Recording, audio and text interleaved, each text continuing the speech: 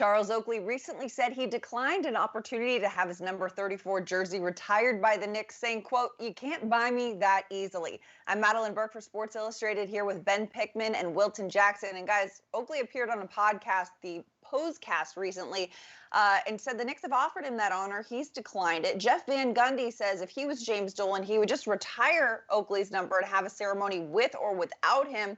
Whereas Oakley suggested if you want to put it outside with a flag, people don't have to pay and come and see it. Let them drive past it and see it. Let it be a tourist spot. That's what he wanted. Oakley's one of the biggest stars of this Knicks organization. What does this say, Ben, about the organization that they're still at such odds?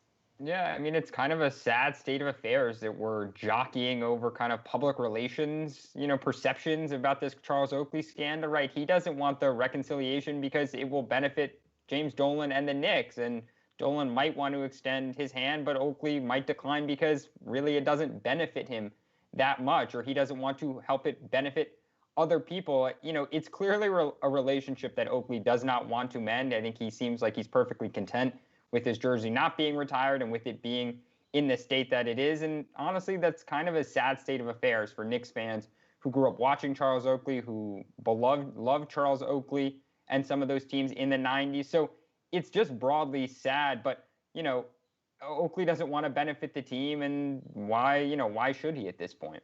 Yeah, I mean, we're not that far removed from 2017 when James Dolan had Oakley pretty forcefully removed from Madison Square Garden with security there. And, Oakley clearly still loves New York, loves the Knicks, loves the fan, just doesn't want to benefit the ownership, which is why he suggested having it outside where it's a public place where fans can come and pay tribute and take selfies and what have you. But Wilton, what do you make of this?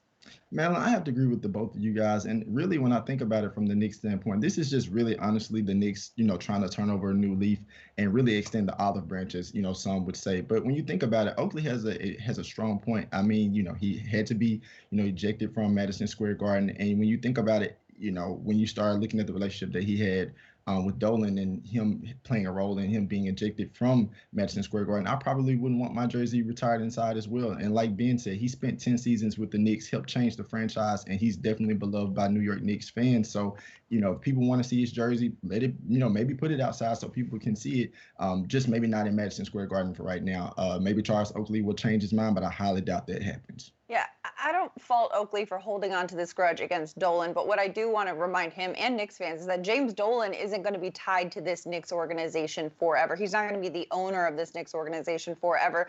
These things pass hands. We look at how many people have owned the franchise before, and you know what, down the road, how many people will in the future. And Charles Oakley, as a player, deserves to be enshrined and honored, but in the way that he thinks is best. Regardless, he will definitely be remembered as one of the greatest to play in Madison Square Garden.